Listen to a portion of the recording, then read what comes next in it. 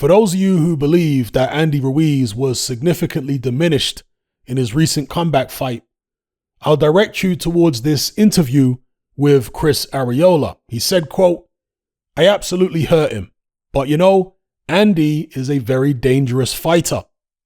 We seen that against AJ, and I didn't want to get caught with a sucker punch, and I wanted to make sure that I measured him and I caught him right. You know, that right hand hit him flush in the chin and put him down. He didn't put me down, and honestly, you could probably watch the fight again. He probably hit me 1 or 2 good times. I hit him countless amount of times with the right hand, and the jab was snapping his head back. Like, he may have speed, he may have power, but he didn't hurt me. He did not hurt me. This is boxing.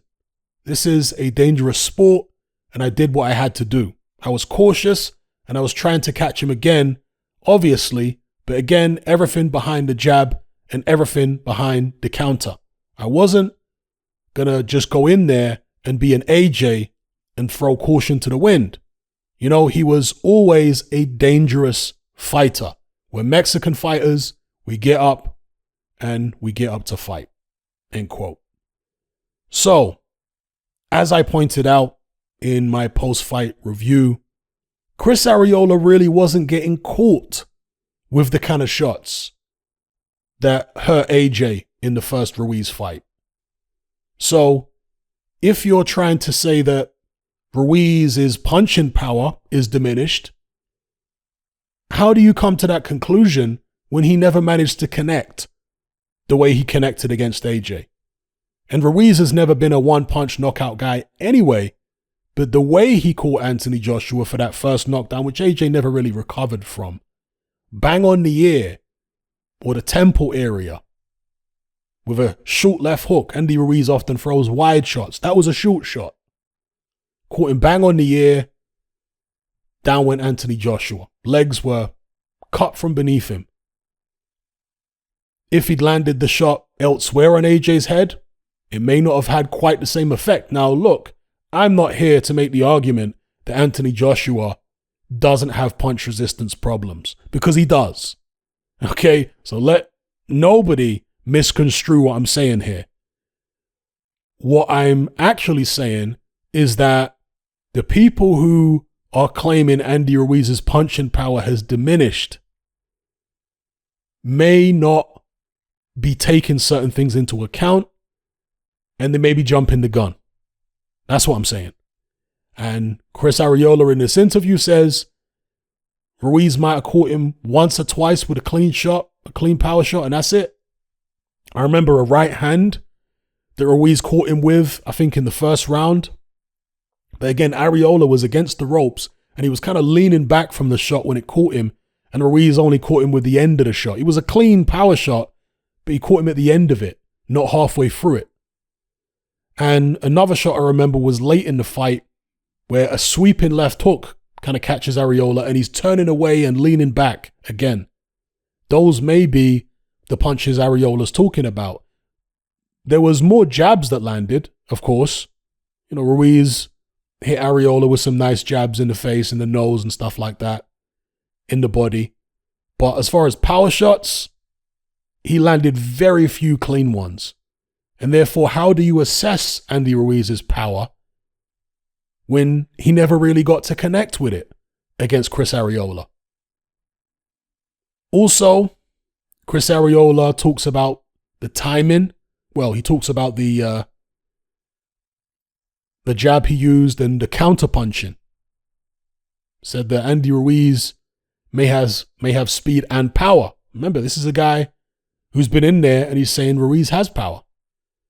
I'm sure he caught some of those shots on the shoulders and stuff like that and was like, okay, wow, Andy has still got plenty of pop there. But the crucial thing is those shots were catching him on the shoulders, on the arms, in the body, but not on the point of the chin for the most part, not on the temple for the most part. You see it. And as I explained in the post-fight video, as the fight progressed, Andy Ruiz decided to start boxing on the back foot. And as with most fighters, he's not going to be able to generate the same kind of power on the back foot, particularly not when he's up on his toes. He won't be able to generate the same kind of power fighting that way as he does when he's planting his feet, setting himself and coming forward. So, yeah, I think that Andy Ruiz still has very good power. I'm not at all convinced, not yet, that his power has been diminished by weight loss. I think that the idea that his punch resistance might have diminished either because of weight loss or something else might have more, I'm not saying it's necessarily true, but there may be more validity to that than the punching power thing, in my view. But again, the more we see of Andy Ruiz in his comeback, the more I'll be able to say, the more concrete conclusions I'll be able to come to. So at the moment, I'm just interested, I'm watching, and I'm taking everything in context with regards to where Andy Ruiz is at. His punch resistance, his punching power, his stamina, his speed, his overall fighting ability, technique, skill, and so on.